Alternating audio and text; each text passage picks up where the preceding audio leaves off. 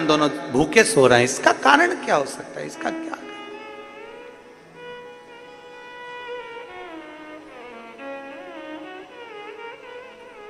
एक कारण है। क्या कारण हो सकता है? पत्नी ने कहा मैं जानती नहीं, पर इतना जरूर है कि एक कारण है। पति कहता है उसका क्या कारण हो सकता है? पति ने कहा पत्नी से, पत्नी बोली उसका एक कारण है, हमने दूसरे के धन का स्पर्श कर लिया, उसको छू लिया, इसलिए आज हमको 40 साल में पहली बार भूखा सोना पड़ रहा है। 40 साल में पहली बार।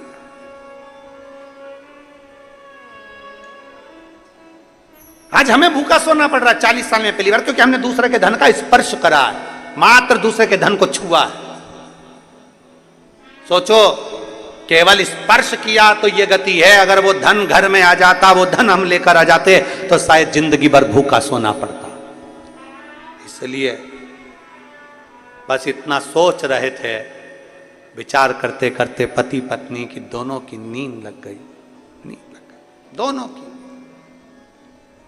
पार्वती जी ने शिव जी से कहा, बाबा कितने सरल हैं दोनों, दूसरे के धन का स्पर्श नहीं करना चाहते, दूसरे की संपदा का स्पर्श नहीं करना चाहते, आप कुछ करो ना इनके लिए, कुछ करिए ना, कुछ करिए। बाबा देवाधिदेव महादेव ने तुरंत पार्वती से कहा, पार्वती चिंता ना करिए, चिंता ना करिए, श्रावण का महीना आएगा, जंगल में इनको लकड़ी नहीं मिलेगी, भूलवश एक बेलपत्र के वृक्ष के नीचे बैठेंगे, छांव का पानी से बचने का प्रयास करेंगे, वहीं पर पड़ी हुई मिट्टी से ये शिवलिंग का निर्माण कर लेंगे, और शिवलिंग का निर्माण कर लेंगे तो उसी जगह पर मैं प्रकट होकर इनको दर्शन देके इनको भंडार भर दूंगा, उसी स्थान पर।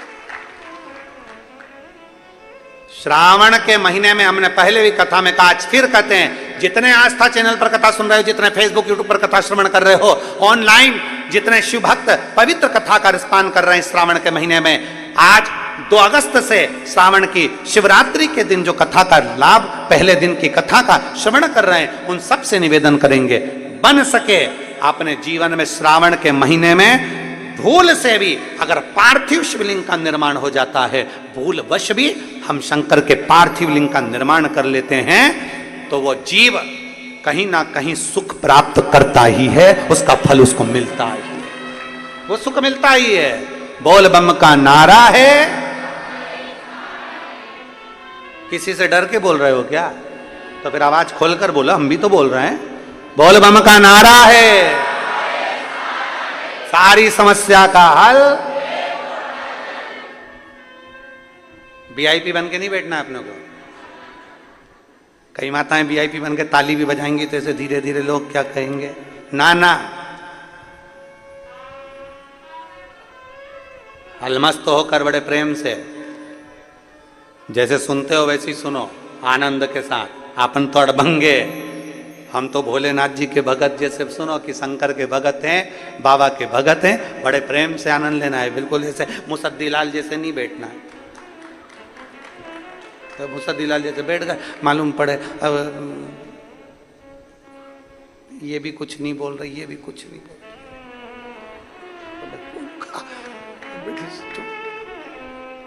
अब उसने धीरे से ताली बजाई तो तुमने भी ज्यादा तेज बजा दूंगी, लग गई तो। अरे ताली बजाने का भी पुण्य है हमारे यहाँ, इसलिए किसी मंदिर में ताली का पुण्य बताया नहीं गया, पर शंकर की कथा में और शिव पुराण में ताली का पुण्य है। शंकर के मंदिर में भी ताली का पुण्य है। तो वो माताओं को आता है ना, मुझे बाल में से वो जुआ निकाल और उसको ऐसा निपटा देती है। उसी तरह जब पाप कथा सुनते समय हमारा पाप हमारे सम्मुख में आता है, और जब हम शंकर के मंदिर में, शिवालय के सामने, शिव के सामने या शिव पुराण में जब ताली का नाद करते हैं, पाप छिन्न हो जाता है, मर जाता है। बोल बम का नारा है, सारी समस्या का हल। कोई लेट बनता है, कोई जल्दी बनता है, शिव को जल चढ़ाने वाला एक दिन से जरूर बनता है, प्राप्त होता है।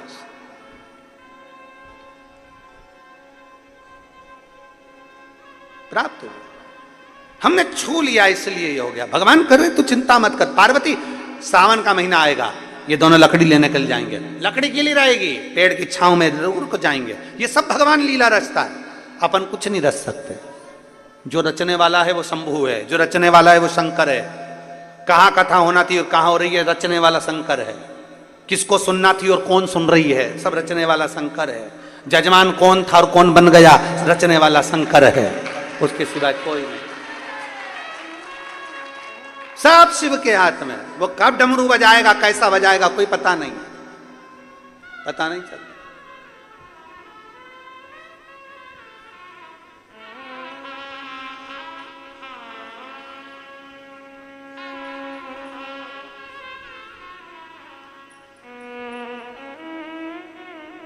अभी हम इधर से आ रहे थे तो एक माता जी बूढ़ी बूढ़ी सी और एक माँ और थी, दोनों।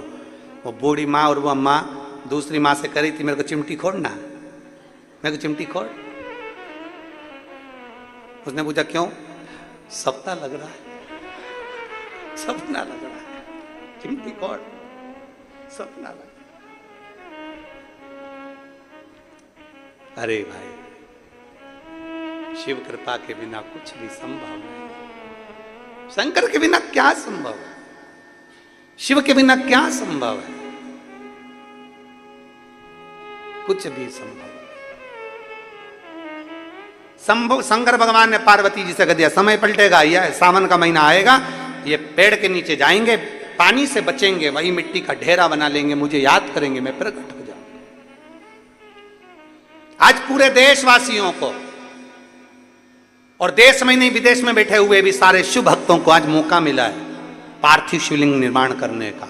शाम को 7 बजे आप और हम सब मिलकर ऑनलाइन भगवान शंकर का पूजन करेंगे, अपने अपने घरों में बैठकर